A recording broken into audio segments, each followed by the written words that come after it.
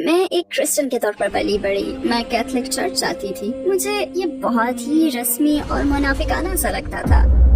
یہ مت کرو اور اتنی شدت سے زور دے کر یہ بات کہی جاتی جیسے وہ خود ہی خوفزدہ ہو. اور مسئلہ یہ تھا کہ جب میں سوالات پوچھتی تو کبھی ان کا جواب ہی نہ ملتا. تو اسلام کے متعلق پہلے آپ کے خیالات کیسے تھے؟ ہم امریکیوں کو ایک بہت ہی بڑا جھوٹ پڑھایا گیا ہے کہ مسلمان کتنے برے ہوتے ہیں، اور ہمیں بس یہی نظر آتا ہے کہ کچھ لوگوں کی فوٹیج ہے جو سڑکوں پر اللہ اکبر کے نعرے لگا رہے ہیں اور بس لڑ رہے ہیں. پھر میں لاس اینجلس گئی. میں نے بہت سی سیلیبریٹیز کے ساتھ کام کیا، کانیے ویسٹ، اسنوپ ڈاگ، فیرل. میں بس ایک ڈریم لائف گزار رہی تھی. میرے پاس پیسہ تھا، میں گھومتی پھرتی تھی. لیکن جو ہی آپ انہیں پا لیں تو پھر سمجھ نہیں آتا کہ آپ کیا کریں. ہالی ووڈ میں کہوں گی کہ بہت زیادہ اندھیری جگہ ہے. اس کے ثبوت کے لیے کسی بھی چائلڈ ایکٹر سے پوچھیں کہ خودکشی کی شرح اتنی زیادہ کیوں ہے، کیوں یہ تمام سیلیبریٹیز ضرورت سے زیادہ ڈرگس لے رہی ہیں، اور آخر ان میں سے کوئی بھی خوش کیوں نہیں ہے. وہ سب جیسے کوئی گمشدہ چیز تلاش کر رہے ہیں. مجھے کہیں سے قرآن کا ایک نسخہ مل گیا. میں اسے پڑھے بغیر نہیں رہ سکی. میں اسے خود سے دور نہیں کر سکی. مام، میرے پاس آپ کے لیے ایک نیوز ہے. کہنے لگی، او میرے خدا، تم مراکش اکیلی جا رہی ہو؟ میں مراکش میں اتری اور پھر وہاں سے میری زندگی ہی بدل گئی. جب آپ نے کلمہ پڑھا تو کیسا محسوس کیا؟ عربی میں وہ کلمہ پڑھنا انتہائی مشکل تھا، مگر دل سے پڑھنا انتہائی آسان تھا. تو آپ کا دل روشن ہو جاتا ہے اور آپ کہنے لگتے ہیں واقعی یہی بات ہے، اور پھر آپ اس کی طرف بڑھتے ہیں اور امید کے ساتھ اسے اپنا لیتے ہیں. السلام علیکم سسٹر جیمی براؤن، ہماری دعوت قبول کرنے کا بہت شکریہ. ٹوورڈز ایٹرنیٹی میں اپنے ساتھ آپ کو دیکھ کر ہم بہت خوش ہیں. میرا پہلا سوال یہ ہے کہ جیمی براؤن کون ہے؟ کیا آپ اپنی زندگی کے بارے میں ہمیں مختصراً بتا سکتی ہیں؟ السلام علیکم. سب سے پہلے مجھے دعوت دینے کا شکریہ. میں اس پر بے حد شکر گزار ہوں. میرا نام جیمی براؤن ہے. میں امریکن ہوں اور یونائٹڈ اسٹیٹس میں پلی بڑی. کرسچن کی حیثیت سے بلکہ بچپن سے ہی میں ہمیشہ مختلف ریلیجنز میں دلچسپی لیتی تھی. ان کا کیا مطلب ہے، یہ کسے مانتے ہیں. اور جب ذرا بڑی ہوئی تو چرچ سے میرا واسطہ پڑا. پھر میں لاس اینجلس گئی اور ہالی ووڈ میں کام کرتی رہی. جب مجھے کہیں سے قرآن کا ایک نسخہ ملا تو اس کی بعد سب کچھ تاریخ کا حصہ ہی بن گیا. کیا آپ ہمیں اپنی اس زندگی کے بارے میں بتا سکتی ہیں جب آپ ہالی ووڈ میں تھیں؟ آپ کیسی زندگی گزار رہی تھیں؟ آپ کا ہالی ووڈ کا سفر کیسے شروع ہوا؟ ہالی ووڈ جانے سے پہلے میں ایک سیلون میں بطور ہیئر سٹائلسٹ کام کر رہی تھی اور میں نے گرافک ڈیزائن بھی کیا تھا. دراصل میری والدہ ایک کمال کی گرافک آرٹسٹ ہیں. میں بس فل ٹائم ہیئر سٹائلسٹ تھی، اور پھر یہ سوچ کر میں کیلیفورنیا گئی کہ میں وہاں بھی ایک سیلون میں ہی کام کروں گی. مگر پھر فوراً ہی میں انٹرٹینمنٹ انڈسٹری میں چلی گئی. ہالی ووڈ میں ہمیشہ یہ بات کہی جاتی ہے کہ آپ کیا جانتے ہیں یہ ہم نہیں ہیں، آپ کس سے جانتے ہیں یہ ہم ہے، اور یہ بالکل سچ ہے. وہاں میں اپنی زندگی کی سب سے حیران کن شخصیت سے ملی جس کا نام لیسا بیٹوی تھا. اس نے مجھے ایک دن دیکھا جس دن ہم ملے تھے. کہنے لگی، تمہیں نہیں پتا مگر میں تمہاری زندگی بدلنے والی ہوں. میں ہیئر سیلون سے پروڈکشن میں چلی گئی اور پھر میں نے خود کو ایک ٹی وی شو کے سیٹ پر پایا اور میں نے سوچا واو، میں یہ کر سکتی ہوں. یہ کرسی کے پیچھے کھڑے ہونے سے زیادہ پر لطف ہے. اور کئی لوگوں کے سٹینڈرڈز کے لحاظ سے میں یہ کہہ سکتی ہوں کہ میں ایک ڈریم لائف گزار رہی تھی. لیکن پھر جیسے جیسے چیزیں آگے بڑھی میرے اندر اطمینان اور کامیابی کا احساس کم ہوتا گیا. میں بیورلی ہلز میں رہ رہی تھی. میں ایک شاندار جاب کر رہی تھی. میرے پاس پیسہ تھا. میں گھومتی پھرتی تھی. بہت مزے کی زندگی گزار رہی تھی. پھر بالآخر میں نے سوچا یہ واقعی مزیدار زندگی تو ہے، مگر اوکے، اس کے علاوہ اور کیا ہے. جیسے آپ اپنے مقاصد پا لیتے ہیں نا، وہ مقاصد جنہیں آپ نے اپنے لیے گھر لیا ہوتا ہے، جو ہی آپ انہیں پا لیں تو پھر سمجھ نہیں آتا کہ آپ کیا کریں. بہت سے لوگ سوچتے ہیں کہ یہ چیزیں آپ کو بہت زیادہ خوش کرتی ہوں گی، مگر نہیں، ایسا بالکل نہیں ہے. یہ ایک زیادہ بڑے اسٹیج پر نارمل لائف ہوتی ہے. آپ کو فوراً ہی یہ احساس ہونے لگتا ہے کہ ان میں سے بہت سے لوگ خوش نہیں ہیں. ہالی ووڈ میں تو تقریباً ہر چیز ہی نکلی ہے. آپ کو یہ سیلیبریٹیز اپنے ان حویلی نما گھروں میں نظر آتی ہیں جنہیں ویڈیو شوٹس کے لیے کرائے پر لیا جاتا ہے. آپ انہیں شاندار کاریں چلاتے ہوئے دیکھتے ہیں، وہ بھی کرائے کی ہوتی ہیں. وہ ایک فلیٹ بیڈ ٹرک پر سیٹ تک پہنچتے ہیں. وہاں بہت سی حیرت انگیز چیزیں رونما ہوتی ہیں، مگر وہ ایک بہت زیادہ اندھیری جگہ ہے. अस्सलाम वालेकुम भाइयों और बहनों, हमें एहसास हुआ है कि हमारे चैनल पर 80% नाजरीन बशमूल इस वीडियो के हमारे सब्सक्राइबर्स नहीं हैं। जैसा कि आप जानते हैं कि हम गैर मुनाफे बख्श तंजीम हैं और हमारी वीडियो पर इश्तहारात गैर फ़ाल हैं। टुवर्ड्स इटर्निटी सिर्फ एक यूट्यूब चैनल ही नहीं बल्कि एक मदरसा भी है। यहाँ हम खुद को और नौजवानों को इस्लामी तालीम से आरास्ता करते हैं। लिहाजा हमारे इस मुतालबे का वाहिद मकसद सच्चाई को फैलाना है। हो सकता है बज़ाहिर ये छोटा अमल लगे, लेकिन इंशाअल्लाह ये हमें लाखों लोगों तक पहुँचने में मदद करेगा। आइए अब लाइक और सब्सक्राइब बटन पर क्लिक करें और साथ मिलकर टुवर्ड्स इटर्निटी का सफर करें। आम तौर पर लोग समझते हैं कि हॉलीवुड के लोग एक शानदार और बहुत खुशबाश जिंदगी जीते हैं। हॉलीवुड का बैकग्राउंड रखने वाली खातून की हैसियत से क्या आप समझती हैं कि वाकई ऐसा है? नहीं, मेरा ख्याल है कि हॉलीवुड में गिनती के चंद लोग होंगे जो बहुत खुश हैं। हॉलीवुड बहुत बहुत ज्यादा अंधेरी जगह है। आप जितना इसके मुतालिक जानते हैं उतना ही इससे आप दूर भागना चाहते हैं। मैं यही कहूंगी कि इसके सबूत के लिए किसी भी चाइल्ड एक्टर से आप पूछें कि खुदकुशी की शरह इतनी ज्यादा क्यों है। आखिर क्यों ये तमाम सेलिब्रिटी जरूरत से ज्यादा ड्रग्स ले रही हैं? क्यों अगर उनके पास दुनिया भर की दौलत है, शोहरत है, हर जगह का सफर कर सकते हैं, बड़े से घर में रहते हैं, अपनी फैमिली का ख्याल रखते हैं, जो कपड़े चाहते हैं वो खरीद लेते हैं, जहाँ जाना चाहते हैं चले जाते हैं, वो तमाम VIP चीजें जिसका हर कोई ख्वाब देखता है, अगर इनके पास ये सब कुछ है तो फिर इनमें से कोई भी खुश क्यों नहीं है? इनमें से किसी को भी इत्मीनान क्यों मुयस्सर नहीं है? मुझे यकीन है कुछ जरूर होंगे, मैं यही नहीं कहती कि कोई भी खुश नहीं है, मगर इनमें से अक्सर लोगों का यही हाल है। ये बहुत सौ के लिए एक झूठा वादा है। हॉलीवुड में आप ये ख्वाब लेकर आते हैं कि यहाँ चमक दमक और ग्लैमर, शोहरत और दौलत की जिंदगी मिलेगी, मगर ऐसा कुछ नहीं है। ये सब कुछ नहीं होता। वो सब जैसे कोई गुमशुदा चीज तलाश कर रहे हैं। अच्छा, इस्लाम से पहले ईमानी लिहाज से आपकी जिंदगी कैसी थी? आपका किस पर ईमान था? मेरा हमेशा से खुदा पर ईमान था। मैं एक क्रिश्चियन के तौर पर पली बड़ी। मैं अक्सर अपने दोस्तों के साथ मेथोडिस्ट चर्च जाती थी। मैंने जूनियर हाई में अपनी बेस्ट फ्रेंड के साथ मॉर्मन ऑर्गेनाइजेशन में कुछ वक्त गुजारा है। मैंने रिलीजन्स के बारे में बहुत कुछ पढ़ा है। मैं हमेशा से जानती थी कि खुदा सिर्फ एक है और मुझे पता था कि मेरा उससे गहरा ताल्लुक है, मगर हमेशा किसी चीज की कमी लगती थी। मैं कैथलिक चर्च जाती थी। मुझे बहुत रस्मी और मुनाफिकाना सा लगता था। कैथलिक चर्च के हवाले से कुछ खास बातें भी थी जिनसे मुझे बिल्कुल मुनासिबत नहीं थी, मगर मैं बच्ची थी और मेरे वालिदैन यही करते थे, लिहाजा मेरे पास उस वक्त कोई चॉइस नहीं थी। और मुझे हमेशा याद आता है कि चर्च जाते और आते हुए मेरे एहसास बस एक जैसे ही रहते थे और मैं हमेशा सोचती थी कि क्या यहाँ आते हुए मेरा मोराल बुलंद नहीं होना चाहिए? क्या मुझे किसी तब्दीली का एहसास नहीं होना चाहिए? और कैथलिक चर्च के अंदर हर चीज जैसे लगी बंधी हुई होती थी। आपको मखसूस वक्त में मखसूस चीजें कहनी होती हैं, मखसूस वक्त में मखसूस चीजें करनी होती हैं, और ये सब मुझे एक मशीनी अमल जैसा लगता था। ईमान के लिहाज से आपने मेथोडिस्ट चर्च या मॉर्मन चर्चेस देखे? कैथोलिसिज्म में कौन सी बात आपको समझ ना आ सकी?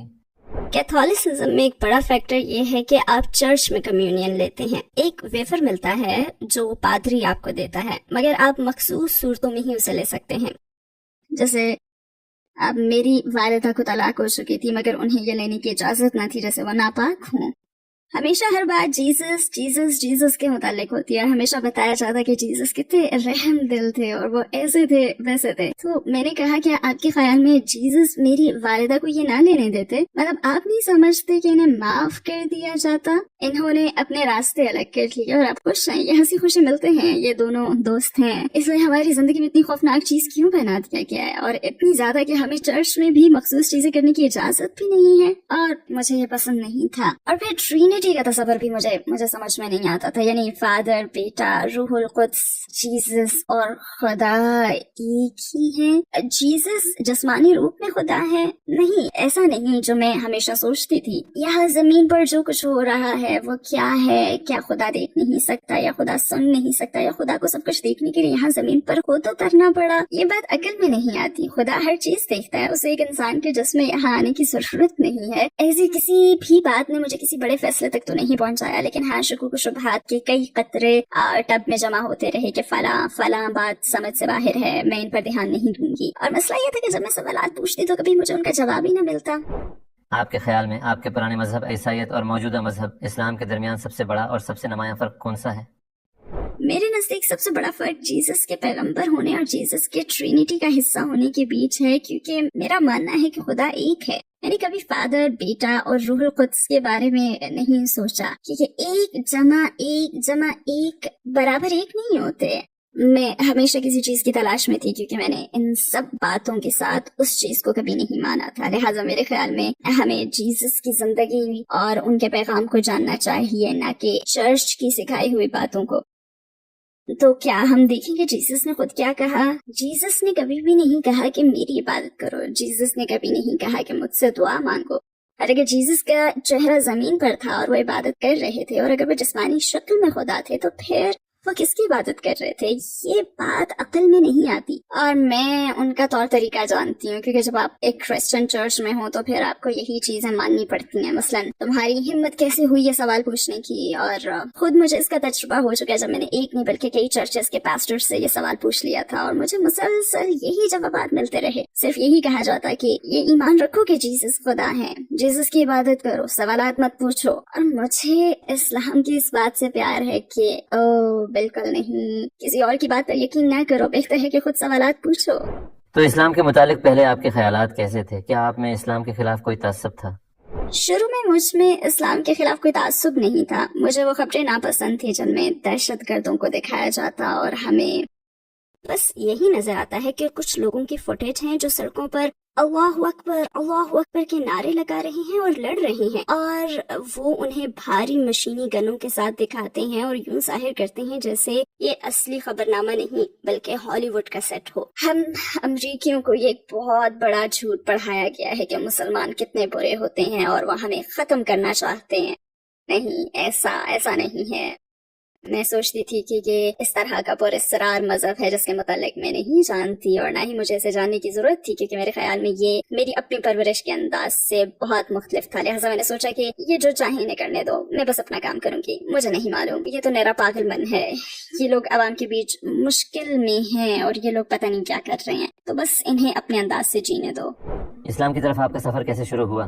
मैं एक शो पर काम कर रही थी, और मेरा कॉलीग जिसके साथ मैं काम कर रही थी वो हर जुम्मे को कुछ घंटों के लिए गायब हो जाता था और वहाँ से चला जाता था। और मैं हमेशा उससे पूछती कि तुम कहाँ जा रहे हो, तुम हमेशा गायब क्यों हो जाते हो? मैं कहती मुझे पता है कि तुम लंच तो नहीं करते, तो तुम कहाँ जाते हो? तब उसने मुझे बताया कि मैं मुसलमान हूँ और जुम्मे को हम जाकर इबादत करते हैं। फिर मैंने उससे कहा, अच्छा तुम मेरे साथ एक बार चर्च क्यों नहीं चलते, देखो तुम्हें कैसा लगता है? उसने कहा बिल्कुल भी नहीं, थैंक यू, मगर मुझे इसमें बिल्कुल भी दिलचस्पी नहीं है। अब इस बात पर मुझे गुस्सा आया। मैं समझ नहीं सकी कि ये एक बार भी वहां जाने के लिए तैयार क्यों नहीं। मैंने कहा किस चीज ने उसे मजहब में इतना जकड़ा हुआ है कि वो इतवार के दिन से 45 मिनट देने के लिए भी तैयार नहीं है। तो जब मैंने उससे पूछा, मैंने कहा कि तुम्हारे पास जो भी किताब है मैं उसे पढ़ूंगी और फिर तुम्हारे पास आकर तुम्हारी ही आयात के जरिए से तुम्हें बताऊंगी कि ये मजहब क्यों गैर माकूल है और तुम्हें क्यों क्रिश्चियन हो जाना चाहिए। उम्मीद है फिर तुम बच जाओगे और जीसस के हो जाओगे।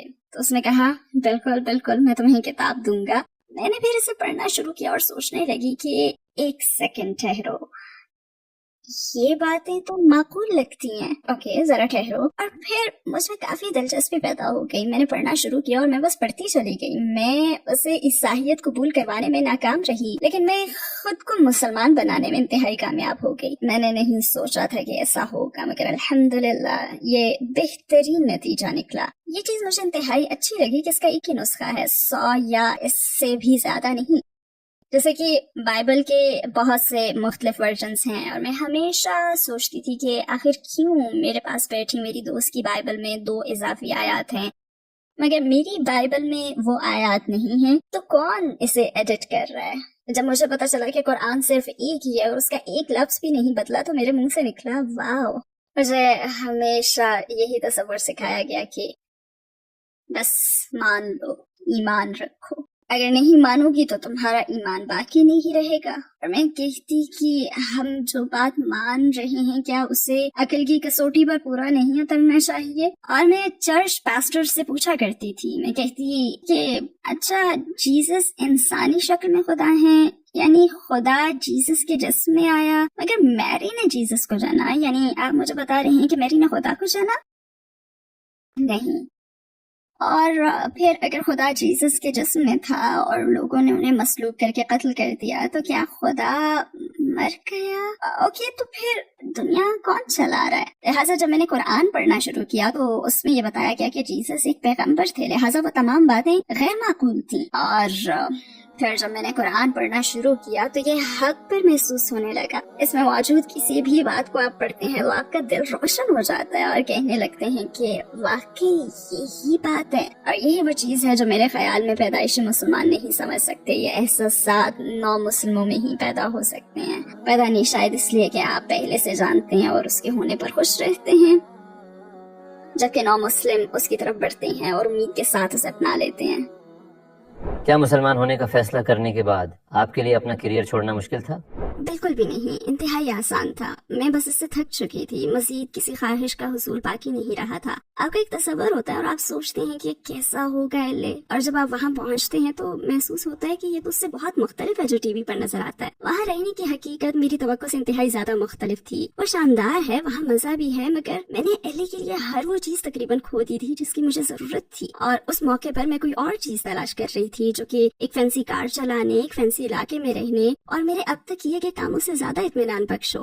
یہ سب چیزیں میرے لیے غیر اہم تھیں. اور لوگ مجھے کہا کرتے کہ تم آخر کیسے ایک سوٹ کیس میں ہر چیز پیک کر لیتی ہو، یعنی کیسے تم اپنے سارے سامان سے پیچھا چھڑا لیتی ہو. اور میں کہتی چیزوں کی پرواہ کرتا ہی کون ہے. میں اپنے دوستوں سے مذاق کرتی اور وہ کہتے او تمہارا سارا سامان. تو میں کہتی سامان کی پرواہ کسے ہے. وہ کہتے تمہارے گھر پر لگے اس بیڈ فریم کا کیا ہوگا جو اتنا شاندار ہے کہ تم خود کو اس سے جدائی نہیں کر سکتی. اور میرا یہی جواب ہوتا ہے کم آن چھوڑو اسے، صرف ایک چیز ہی تو ہے اور یہ بس استعمال کی چیزیں ہیں. لہٰذا میرے لیے وہ زندگی چھوڑ دینا بہت آسان تھا جہاں مادی زندگی کی پوجا کی جاتی ہے. جب میں وہاں سے نکلی تو میں نے سن سیٹ بولے وارڈ پر استعمال کردہ چیزوں کی ایک بڑی سیل رکھی جو شاید آگے چل کر میری دکاندارانہ زندگی کا پیش خیمہ بننے والی تھی. پتہ نہیں، مگر میں نے سن سیٹ بولے وارڈ کے ایک پارک میں ایک زمین پر ایک بڑی پلاسٹک شیٹ بچھائی اور اس پر اپنا تمام سامان رکھ دیا اور لوگوں کو کہا کہ جو چاہے لے لو. قرآن پڑھنا شروع کرنے کے بعد آپ اپنے خوابوں کے شہر ایل اے کو چھوڑ کر مراکش کیوں چلی گئیں؟ میرے لاس اینجلس چھوڑنے کی وجہ یہ تھی کہ مجھے معلوم تھا کہ میں آفیشلی کلمہ پڑھنے والی ہوں. مجھے معلوم تھا کہ جن لوگوں کے ساتھ میں نے وقت گزارا ہے، میں جس لائف سٹائل میں جی رہی تھی، میں جس شعبے میں کام کر رہی تھی، میں اس جگہ خود کو بہت تنہا محسوس کرنے لگی جو کہ پہلے میری خوابوں کی جگہ تھی. شاید آپ سمجھ سکتے ہو. ایل اے واقعی میرے خوابوں کا شہر تھا اور مجھے اس کی ہر بات ہی پسند تھی. مگر جیسے ہی مجھے اسلام کی روشنی ملی، وہ تمام چیزیں جن سے مجھے محبت تھی میں اب ذرا بھی ان کا حصہ نہیں رہنا چاہتی تھی. لہٰذا میں جانتی تھی کہ یہ نہیں ہو سکتا کہ میں ایک دن اپنے دوستوں کو کال کروں اور کہوں کہ میں مسلمان ہونے والی ہوں، میں اب حجاب پہنوں گی. لہٰذا شاید اب ہم کبھی ساتھ وقت بھی نہ گزار سکے کیونکہ جن جگہوں پر تم گزارنا چاہتے ہو میں وہاں نہیں جانا چاہتی اور اسی طرح کی چیزیں. لہٰذا مجھے معلوم تھا کہ مجھے اپنے ماحول سے دور جانا ہوگا تاکہ میں خود کو تبدیل کر سکوں. لہٰذا جب میں مراکش منتقل ہوئی تو میں نے اس بارے میں کسی کو بتایا بھی نہیں کیونکہ میں مسلمان ہونا چاہتی تھی. اور پھر ایل اے چھوڑنے کے کافی عرصے کے بعد میں تقریباً 1 ہفتے کے لیے گھر واپس آئی تاکہ میں اپنی فیملی کو خدا حافظ کہوں اور مراکش جانے سے پہلے وہاں کچھ دن ٹھہر سکوں. لہٰذا میں نے یہ کیا، مگر میں اپنی فیملی کو اس بارے میں کچھ بتانا نہیں چاہتی تھی کیونکہ میں اسلام کے متعلق ان کی کوئی ایسی رائے نہیں سننا چاہتی تھی جو مجھے متاثر کرے یا مجھے پھر شک میں مبتلا کرے یا مجھے سوچنے پر مجبور کرے کہ ارے تم دوسرے بر اعظم میں اکیلی رہنے جا رہی ہو، اگر کوئی مسئلہ ہوا تو، اور تمہیں ان کی زبانیں بھی نہیں آتی، نہ ہی تمہاری وہاں پہ کوئی جاب پکی ہے، تمہارا وہاں کوئی گھر نہیں ہے، تم ہوش میں تو ہو. تو میں نہیں چاہتی تھی کہ وہ میرے حوصلے کو توڑیں. لہٰذا میں نے انہیں کچھ بھی نہیں بتایا. اور جب میں نے کلمہ پڑھ لیا تو تقریباً 1 سال تک میں نے اپنی فیملی کو بھی کچھ نہیں بتایا. جب آپ مراکش جا رہی تھیں تو آپ نے اپنے والدین اور فیملی کو کیا کہا کہ آپ کس وجہ سے وہاں جا رہی ہیں؟ کیا آپ نے انہیں بتایا؟ جب انہوں نے مجھ سے پوچھا کہ مراکش کیوں منتقل ہو رہی ہو تو میرا جواب تھا کہ آخر کیوں نہیں. میں ایک بہادر اور بے باک لڑکی ہوں، میں چیلنج سے نہیں گھبراتی، میں فوراً فیصلے کرتی ہوں. آپ مجھے ایک خطرناک آئیڈیا دے کر کہیں کہ سنو کیا تم یہ کرنا چاہو گی تو میں یہی کہوں گی کہ ہاں میں ذرا اپنا کوٹ لے کر آؤں پھر چلتے ہیں. یعنی میں اس قسم کی لڑکی ہوں. تو میں نے انہیں لاس اینجلس سے کال کی. میں نے کہا کہ مام میرے پاس آپ کے لیے ایک نیوز ہے، میں ایل اے چھوڑ رہی ہوں. تو کہنے لگی اوہ تو تم آخر کار گھر واپس آ رہی ہو. میں نے کہا نہیں، 2 مہینوں میں افریقہ منتقل ہو رہی ہوں. تو کہنے لگی او میرے خدا جیمی تم سوائے مجھے شوق دینے کے اور کچھ نہیں کرتی. کہنے لگی کہ تم مراکش اکیلی جا رہی ہو، تم وہاں کیا کرو گی. میں نے کہا پتا نہیں، شاید وہاں جا کر مجھے کچھ مل جائے. تو جب میں یہ باتیں سوچتی ہوں تو میں کہتی ہوں کہ استغفر اللہ, میں نے ہمیشہ اپنی کریزی حرکتوں سے انہیں پریشان کیا رکھا ہے, مگر انہوں نے میرے کچھ فیصلوں سے متفق نہ ہو کر بھی مجھے واقعی بہت سپورٹ کیا ہے. پھر کیا ہوا؟ آپ قرآن سے بہت زیادہ متاثر ہوئے, تو اسلام قبول کرنے کی جانب آپ نے اگلے قدم کیسے اٹھائے؟ جب مجھے قرآن کا وہ نسخہ مل گیا تو میں اسے پڑھے بغیر نہیں رہ سکی, میں اسے خود سے بس دور بھی نہیں کر سکی. میں اسے روزانہ اور پورا دن پڑھتی رہتی. لوگ ہمیشہ مجھ سے پوچھتے ہیں کہ مراکش کیوں, میں نے ہجرت کے لیے مراکش کا انتخاب کیوں کیا, تو میں کہتی ہوں پتہ نہیں, کوئی آئیڈیا نہیں ہے, کیونکہ میں قرآن پڑھتی تھی اور جب بھی میں اسے پڑھتی تو مجھ میں اس کی سرگوشی ہونے لگی. میں ہمیشہ کتاب کو بند کرتی اور پھر مراکش کے بارے میں سوچنے لگتی, اور پہلے میں نے اس کی کسی چیز کے متعلق نہیں سوچا تھا. میں سوچتی کہ اچھا اوکے کول, اور بس پھر یہ سرگوشی اور زیادہ واضح اور تیز سے تیز تر ہوتی چلی گئی. میں کسی بھی چیز سے خوفزدہ نہیں تھی, لہٰذا میں نے کہا کہ اگر میں اکیلی اہل منتقل ہو سکتی ہوں تو میں پھر اکیلی افریقہ بھی رہنے جا سکتی ہوں. لہٰذا میں نے ہر چیز پیک کی, ایک سوٹ کیس لیا اور اگادیر مراکش جانے کا فیصلہ کر لیا. میں ایسا اس لیے کر رہی تھی کیونکہ میں ایک مسلمان ملک میں کلمہ پڑھنا چاہتی تھی, اور 15 دسمبر 2010 کو میں مراکش میں اتری اور پھر وہاں سے میری زندگی بدل گئی. کیا آپ ہمیں تفصیل سے بتا سکتی ہیں کہ جب آپ نے کلمہ پڑھا تو کیسا محسوس کیا؟ وہ نیو ایئرز ایو 2010 تھا اور میں کاسا بلانکا میں حسن جو مسجد میں گئی. یہ ساحل سمندر پہ بنی ایک بہت بڑی مسجد ہے. میں اس کے پچھلے حصے میں گئی. انہوں نے مجھ سے تمام سوالات پوچھے, جیسے کہ کیا تمہیں کوئی مجبور کر رہا ہے, کیا تم خود تیار ہو, اپنے فیصلے پر قائم ہو. میں نے کہا ہاں. انہوں نے مجھے کچھ ہدایات دی. ظاہر ہے کیمرے سے میری فلم بنائی گئی, بڑی بڑی لائٹس میرے چہرے پر پڑ رہی تھیں. میں ایک پتے کی طرح لرز رہی تھی اور میں بہت زیادہ نروس تھی. ظاہر ہے مجھے عربی نہیں آتی تھی, لہٰذا میں نے دروازہ کھولا اور کیمرے کی لائٹ سے میری آنکھیں جلتی آ رہی تھیں. میں نے باہر دیکھا تو مجھے صرف لوگوں کا ایک بہت بڑا ہجوم نظر آیا اور وہ سب مجھے گھور رہے تھے, لہٰذا سب نے مجھے اور بھی نروس کر دیا. ان کے پاس ایک چھوٹا سا مائک تھا اور وہ مجھے پورا طریقہ سمجھا رہے تھے. جیسے ہی میں نے کلمہ پڑھا تو میرے کانوں میں اللہ اکبر کے نعرے گونجنے لگے, اور میں سوچنے لگی کہ کیا یہ نعرے میرے لیے لگا رہے ہیں, انہیں میری اتنی پرواہ کیوں ہے. مطلب میں نہ سمجھ سکی کہ ان سب کو اتنی پرواہ کیوں تھی اور یہ سب اتنے ایکسائٹیڈ کیوں تھے. یہاں تو کوئی بھی نہیں جانتا کہ میں کون ہوں, پھر بھی یہ معاملہ ان کے لیے اتنا اہم کیوں ہے. عربی میں وہ کلمہ پڑھنا انتہائی مشکل تھا, مگر دل سے پڑھنا انتہائی آسان تھا. اور پھر دروازہ بند ہو گیا. میں نے 1 منٹ لیا کیونکہ وہ مجھے نماز پڑھنے کا کہہ رہے تھے, اور وہ کہنے لگے کیونکہ آپ طریقہ سیکھنے کے لیے ہی پڑھ لو, مگر مجھے نماز پڑھنی آتی نہیں تھی. اور پھر مجھے ایسا محسوس ہوا جیسے میں کوئی نقلی چیز ہوں, کیونکہ مجھے معلوم نہیں تھا کہ میں کیا کر رہی ہوں, اور وہ بہت زیادہ جذباتی ہو رہے تھے. یہ ان کے لیے ایک بہت بڑا واقعہ تھا. میں سوچنے لگی کہ بس کھڑا ہونا ہے اور ختم, زمین پر سر جھکا کے کھڑا ہونا ہے.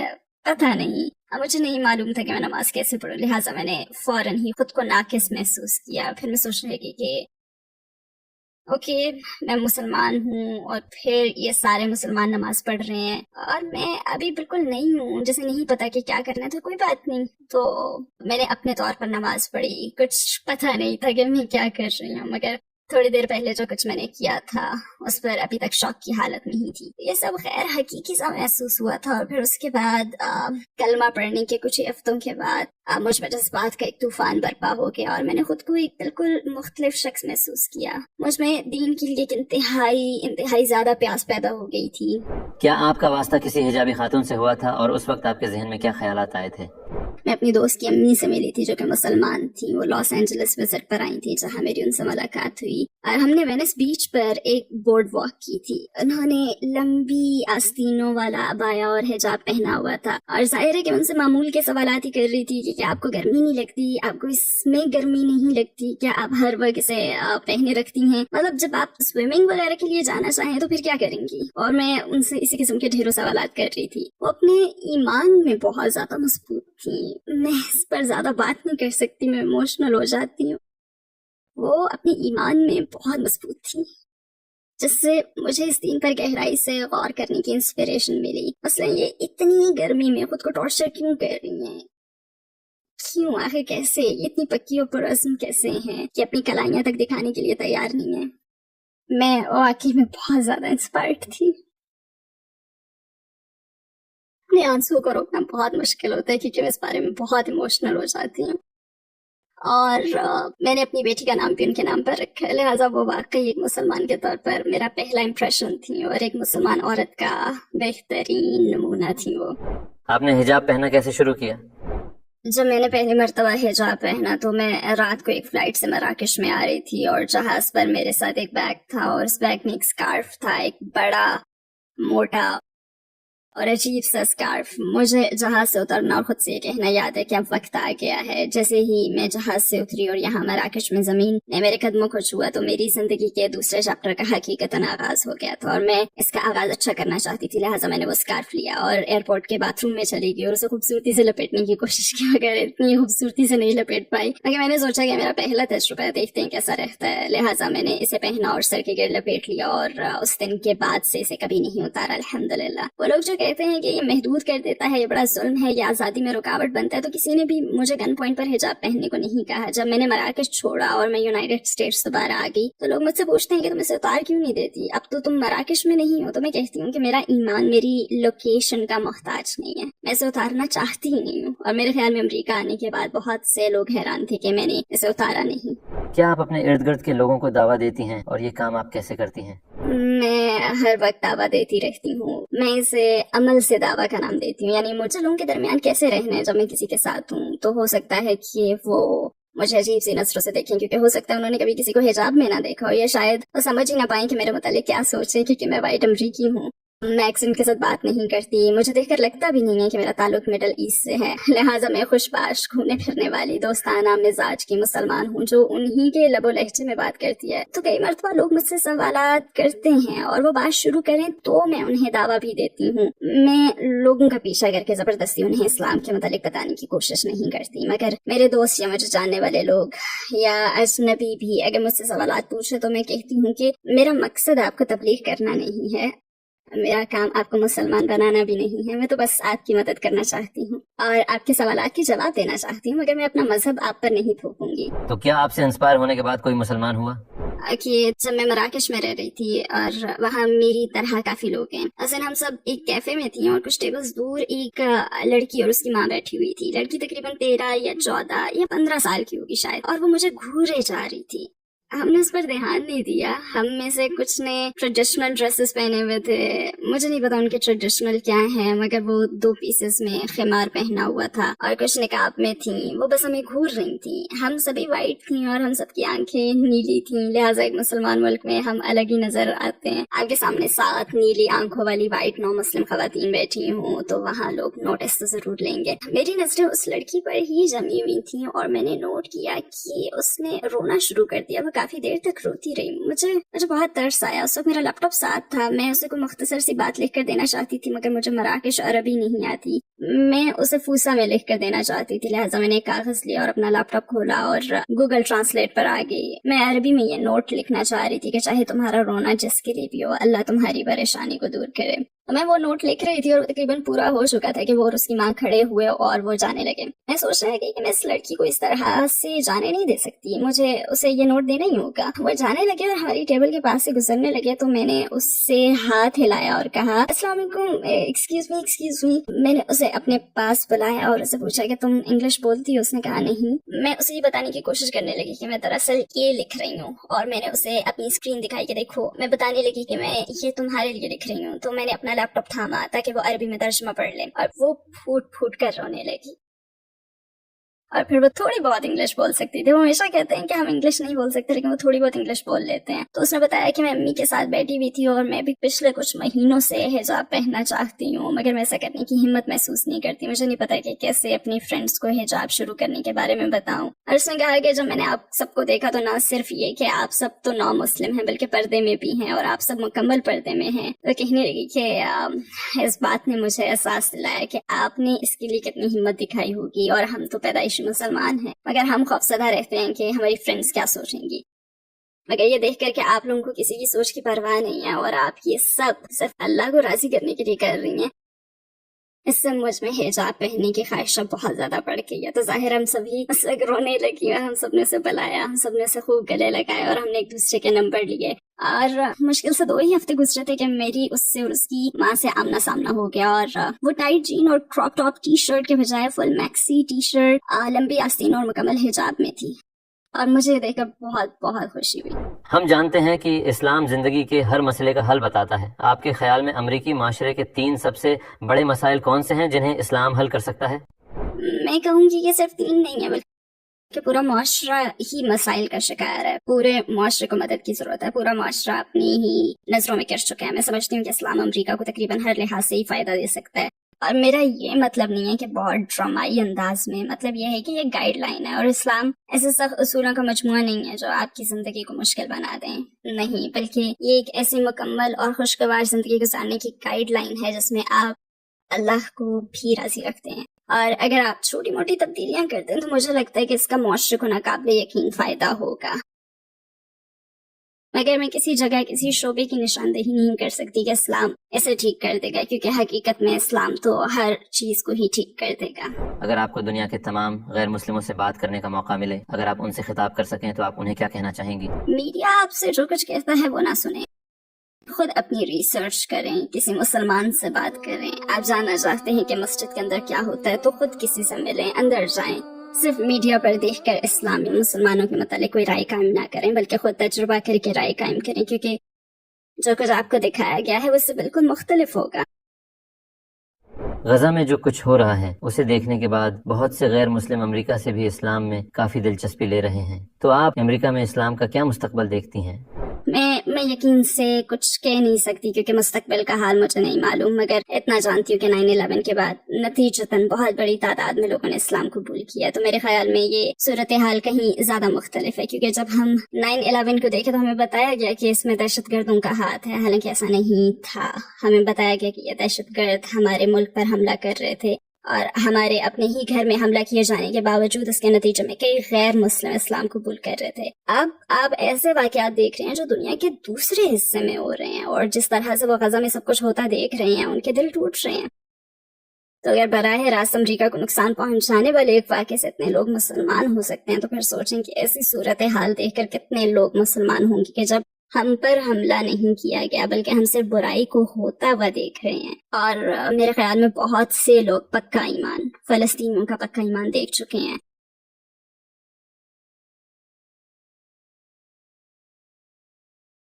آپ بطور مسلمان ہمیں ان سے سیکھنے کی ضرورت ہے۔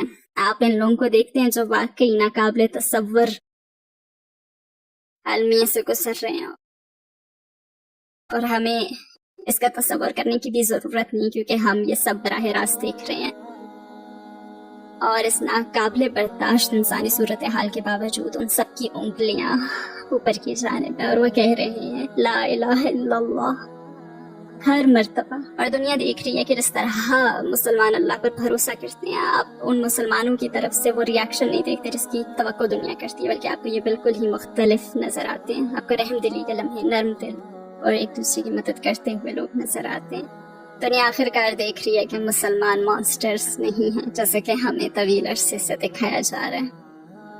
ہم موویز کے وہ کیریکٹرز نہیں ہیں جن کے سروں کے گرد پگڑیاں لپٹی ہوئی ہیں اور ہر طرف بندوق ہیں۔ مسلمان ایسا نہیں ہے۔ مسلمان تو وہ ہے جسے الاقصی میں قتل کیا جا رہا ہے۔ مسلمان تو وہ ہے جو اپنی بیوی اور اپنے 11 بچے دفنا رہا ہے اور پھر بھی کہہ رہا ہے الحمدللہ الحمدللہ، اور پھر بھی مضبوط ہے۔ لہذا دنیا دیکھ رہی ہے کہ مسلمان نرم دل ایمان والے لوگوں کا ایک گروپ ہے جو یہ جانتے ہیں کہ پورا معاشرہ مل کر ایک بچے کی پرورش کرتا ہے، اور جب ہم دیکھتے ہیں کہ وہ تمام بچے جن کی اب فیملی باقی نہیں رہی تو یہ ڈاکٹرز کیسے ان کی دیکھ بھال کر رہے ہیں جیسے یہ ان کی اپنی ہی بچے ہوں، اور ہم اسلام کا یہ چہرہ دیکھ رہے ہیں جسے جھٹلایا نہیں جا سکتا۔ آپ ایک مسلمان سے سب کچھ چھین سکتے ہیں مگر آپ ہمارا ایمان نہیں چھین سکتے۔ اللہ آپ کو انشاءاللہ اپنی جنت عطا فرمائے، اور آپ کی کاوشوں کا اسلام کی سفیر بننے کا بہت شکریہ۔ انشاءاللہ۔ مجھے بلانے کا بے حد شکریہ۔ آپ کے تمام سوالات میرے لیے اہم تھے، اور اگر کوئی یہ ویڈیو دیکھ رہا ہے تو پلیز میرے والدین کے لیے دعا کریں کہ وہ مسلمان ہو جائیں انشاءاللہ۔